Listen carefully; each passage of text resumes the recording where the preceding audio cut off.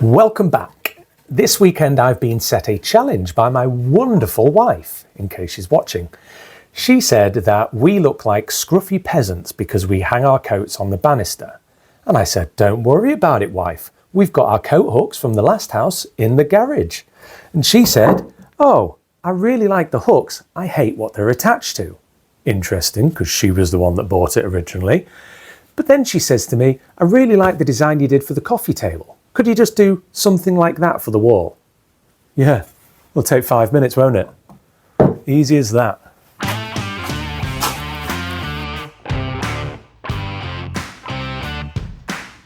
After wasting money on my last project where I failed at making a bird box, I decided I wanted to make this purely out of garage scrap. I've had these old lengths of reclaimed pine sitting around. They cost me £3 a length because they're all bowed, but I figured I could make use out of them here. The diamond shapes are left over from my coffee table build. If you want to know how to make them really accurately and really easily, check out the coffee table build or my recent short I released. And the piece of plies left over from my bathroom cabinet build. Now what I'm doing here is basically just getting some measurements because I don't have a clue what I'm doing. I've got no plans for this. I know the size of the area that this coat rack can fit in, but I don't know exactly how big it's going to be. So I'm actually using the diamonds to tell me the height of the back panel. The main reason I'm letting these diamonds dictate how big or tall that back panel is because if I want to do any roundovers or anything like that, then there is a lot of chip out with this pattern. So if I can make it the exact height of one of the diamonds, everything should look fairly symmetrical, is my vision. So with my sizes all marked out, I simply take the track saw, tool of dreams, and then I cut off that back panel. That's going to be what I glue all of those shapes to. Now, remember in that coffee table video I said make sure you use at least 18mm ply, and here I'm using 9mm ply. Yeah, just remember that foreshadowing. So after laboriously sanding off all the edges of my diamonds and half diamonds, which are just the diamond shapes cut in half to fill the gaps, I've then got to sweep down and then start assembling my pattern. A little bit of a bow there. I'm sure nothing bad could come of that. Let's just work with it. In my defence, I did turn that board upside down so that it was like a hill shape rather than a valley shape, because the amount of glue that goes on here and then all of the unstable pallet wood, then you get a cupping effect. So I was hoping it'd just balance itself out. Anyway, with about £5 worth of tight bond smeared over this scrap wood, I guess it's only time for one thing. The time lapse.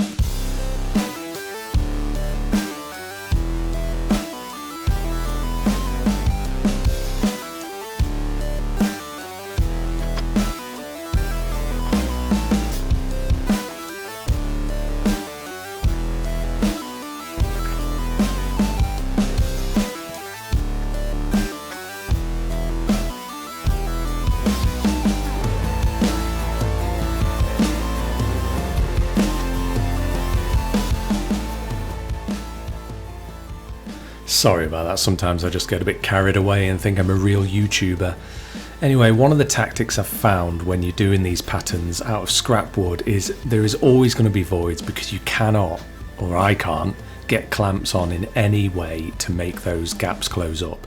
So what I tend to do is just scatter a load of sawdust all over the top and then just brush it into those gaps.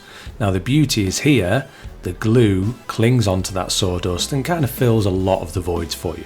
Don't get me wrong, there'll still be wood filler involved, but the sawdust does a lot of the work.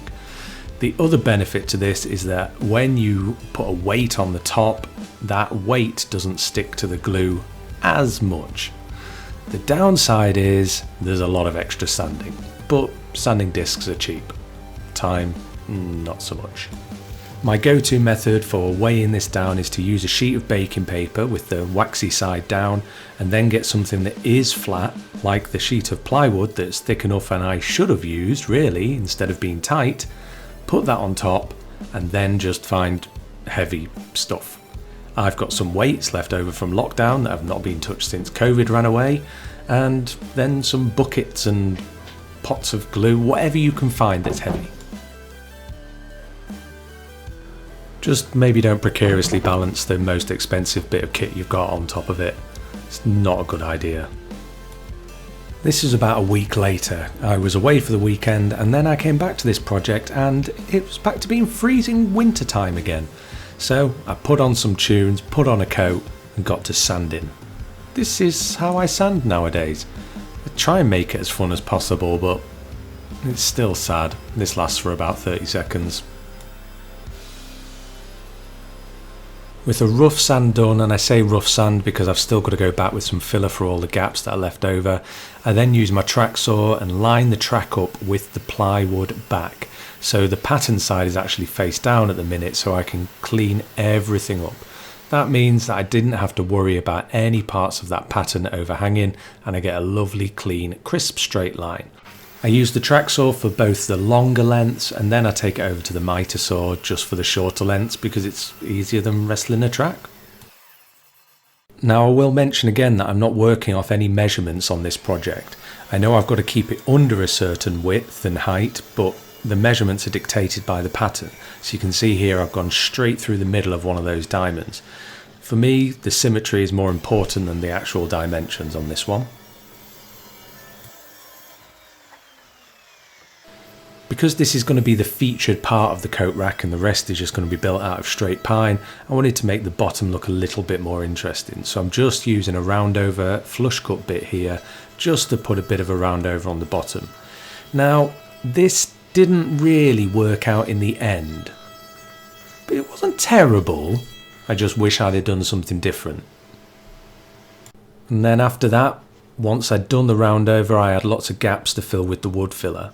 Now these pieces of wood that I've used for the pattern have been left over from the coffee table build. The reason I didn't use them is because you could feel with your fingernail that they were a lot softer than the rest of the material I used for the table. Because of that, that's where the round over bit didn't really work out. There was lots of chip out even though I took a few shallow passes, and when you put the wood filler on it ends up pretty much just being mainly wood filler on the bottom. I don't mind the look, it's just not quite as nice as the table. So all you've seen me work on so far is the back panel, the bit that the hooks are going to attach to. I actually want a shelf to sit above this to throw hats and dog leads and random keys that you'll never find again because you forgot you put them up there, that type of thing. In order to have the shelf on top, there needs to be some kind of brackets on the side for the shelf to sit on as well. So that's what I'm using this big slab of pine for. The issue is this is really warped and twisted, so I'm trying to cut in places where there's less twist and use what I can, because it is all over the place. I sent these through the planer thicknesser a few times on each side, although I did a few passes just on one side first, because I find when you've got a bit of a twist, if you just do it on one side first, it takes some of it out. Now this thicknesser, it's not an expensive one, but I must say I do give it a hammering and it has not let me down thus far. So after taking them through the thicknesser a few times, I'm left with a lot less sanding. It was an expensive purchase early on in my woodworking journey, but it is one of those things that does pay for itself over time. Which brings me on to my table saw. This was not a good purchase.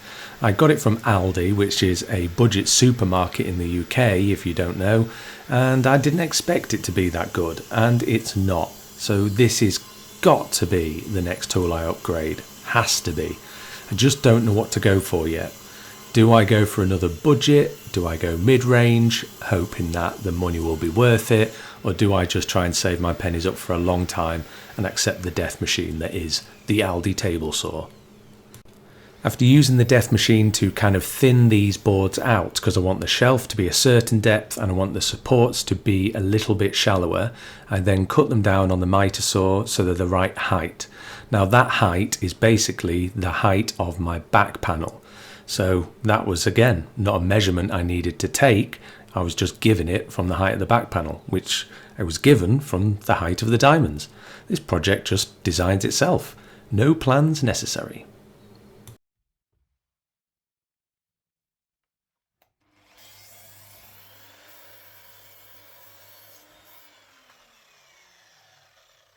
I wanted to give these brackets a bit of a round over look, so once again I'm using a radius of no nonsense tile leveling system kit, and then I just take it over and cut that out with the jigsaw. The best way I've found to do this is to take the jigsaw and then cut just outside of your pencil line, leaving just the smidgen, a millimetre maybe, of meat on the other side of the pencil line. Then you take your belt sander, stand directly over the top so you're looking straight down, and then you can just run up to that pencil line. As long as you're quite steady and slow with it, it takes no time at all, but you get quite an accurate round over.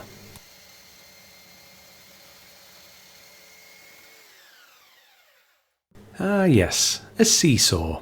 Why has this happened? Well, because the pallet wood itself is not very stable. It's been in the garage and it should be dry, but at the end of the day it's soft wood. You add a load of moisture in the form of glue and wood filler, and over time it's going to bow like that. That's why in a previous video I did recommend sticking to at least 18mm ply. It's been a while since I've been browsing TikTok, but one of the latest things I saw was how to round over your own dowels. So, does it work? Well, actually, it worked surprisingly well. Is it worth the hassle of chucking it into your drill and then having to take it out again? Probably not. But I was enjoying myself, so I carried on and did them all. That's because I'm using dowels for this project. Now, I could have used screws, I don't necessarily mind the look of them. However, I didn't want to see them from the side. Even though it's going to be screwed to the wall, you'll see those screws. I just fancied using some dowels. So doweling I did. I decided to drill out for all my dowels before the glue up itself. My mind told me that if I get all of the dowels in place, then when I come to glue up, the dowels will almost act as a straightening clamp to take some of the bow out of that wood. But here's me talking to you from the future. It kind of worked. It did take a lot of the bow out of that wood, however there was still a fair bit left in. However, a very pleasant surprise found me when I came to dry fit this on the wall. Turns out the wall it's going on is bowed.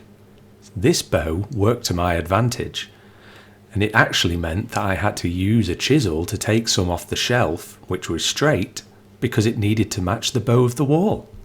What a lovely accident.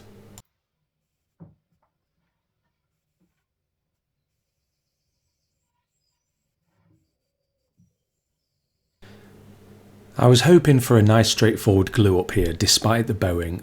By pre-drilling for those dowels, I was hoping that everything would kind of work out. The trouble is, I've put the nice curved side supports on there, which means I can't clamp from top to bottom. And I've also got clamping directions all over the place, so putting clamps on in any way, shape or form was not easy. The glue did go pretty well and I managed to do everything before the glue started to set up, but it wasn't the easiest. I was very grateful for those dowels though, because actually it meant that I could keep everything straight as I went. Simply putting them in and giving them a little tap, and then putting the side pieces on, and then putting the dowels in for them. This is the clamping monster I came up with, and it worked pretty well. Is it perfect? No. Was I working with scraps? Yes. Has it cost me anything to build? No. And I feel it's at that sort of level where I will notice the imperfections, but other people probably won't. Or if they do, they may be too polite to say. It's that kind of level on this project. I've seen people use playing cards when they're cutting off dowels to stop the teeth of the saw grinding into the wood. I didn't have any playing cards, but I did have junk mail that constantly comes through the door. I used that and actually it worked pretty well. So I cut off all those dowels and then it was, sanding again. Before adding on any finish, I decided to pre-drill for where this is going to attach to the wall. Now I'm really lucky that this is going in a part of the wall where the studs, 2 studs in fact, lie perfectly central in the wall. So therefore, the exposed screws that you're going to see will actually be symmetrical. I'm doing this now purely because I didn't want to mark on with pencil and then risk messing up any of the finish as well by trying to drill into it, because it is going to be varnished. Now this is the part of the video I've been excited for and have been for the last 2 weeks. I've been talking to Littlefairs recently. Now anybody that's watched the channel for a while knows that these are the products that I've been using for about the last year or so, since we've been in the finishing part of our house renovation. I'm a huge fan of what they produce, and I got in touch with them, and I'm now a Littlefairs brand ambassador. How fancy does that sound? But basically, they will provide you guys with a 5% discount on any products you order through the link in the description. I get a little bit of a kickback. Everybody's a winner, especially because their products are foolproof. I'm using their wood dye here. It's a light oak finish, and it basically takes pine, and the dye stops it yellowing. Over time, it doesn't yellow at all and stays a rich colour. Now I'm putting it on here and it looks really brown, but that does fade. If you have a look at the door in the background of this shot, you'll see what it looks like after dye and varnish. It was actually my wife that first discovered Littlefairs. She'd gone through about 60 dye samples when trying to figure out what we were going to stain all the pine in the house with. We didn't like any of them. She spoke to Littlefairs and they were great on the phone. They asked us if we were using whitewood or redwood, what the difference would be to the dye, which would be recommended in terms of stains versus dyes. They're fantastic. Just get in touch with them if you need any help. In a warm house, that dye only takes an hour and a half, 2 hours to completely dry. That's when I like to go over with a varnish. So I'm using Littlefairs Extra Strong Matte Varnish. Now this varnish is purposefully matte. It doesn't give a shine to it, although it does when you put it on. And don't panic like I did. When you first put it on, it looks horrific. And it's the first time I'd ever properly used a varnish for anything interior. So don't panic, you put it on, it's patchy, there's brush strokes everywhere, and you think you've ruined your project. The reality is, all you do is come back after a couple of hours with some high grit sandpaper. I'm using 1000 grit here, you probably don't need to go that high, and you just really lightly brush over it. Now you can see me running my hand across it because you can feel where you've been with the sandpaper. It feels really grainy and you can feel the brush marks.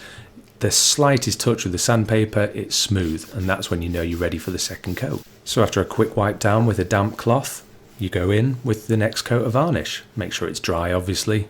But this is the part where it starts to get exciting, because after that second coat you can start to really see what the colour of the wood's going to look like, how deep the grain is, and all of the different knots and the different blemishes in the wood come out, which is why I like using pine. Pine, to me, is an interesting wood. It's just not a very nice colour. Now you might be looking at it and thinking, goodness me, that looks very matte. Have you put any varnish on? Well, that's because I've already put some grain guard wax on. Now this is another product that is pretty much holding my house together. You put the wax on and everything looks really matte, and then after a bit of buffing, you can achieve the sheen and shine that you want. Now you might ask, why have you used varnish and then use wax? Well, for a couple of reasons. Number one, you can achieve a different sheen level with the wax. So you put one coat of wax on and you get a very, very light sheen. You put two on and then it starts to get a little bit more shiny. And that's what I found I prefer. That 2 coats of wax and you get the desired level you want. It also, if you're like me and are not very patient when you're putting things like varnish or stain or dyes on, it also fills in any brush marks, any blemishes, and also some of those gaps from the glue up get filled with wax. It's like a filler and a finish all in one. I'd recommend it. And I hear you saying, is all that finishing worth it? Well, if you're like me, you're a lazy person. If I've finished something and a project, I don't want to come back to it. Look how resistant this is to moisture. I'm thinking wet coats, muddy dog leads, everything hung on there, no problem at all. Once it's built, I don't want to be coming back to something to refinish it. So all that was left to do now was to attach the hardware. Now I haven't gone out and bought these hooks. These are off the old coat hook that we like the hooks, but not the rack itself. And all I'm doing here is using a longer screw to pierce where I want the smaller screws to go. Now, because this is varnished and waxed, it's slippery. So that really sharp screw I'm using just gives something for these not so great screws that come with the hardware to bed into so I don't slip about all over. I said so that I don't slip about all over the place. It works in theory, and it was just unfortunate that I said that. Stop judging me. And there we go. Nice little project completed and ticked off. Rewarding in multiple ways because number one, I've got a place to hang my coats so the wife doesn't moan about the whole banister coat thing. Number two, I get to use up some garage scraps. And number three, I get to show off some of the incredible wood finish products that you've seen in this video. Don't forget to check the description below for links to those products where you can get yourself 5% off, and I get a bit of a kickback too, which really helps the channel and will allow me to create some future content. But for now, I love you. Goodbye.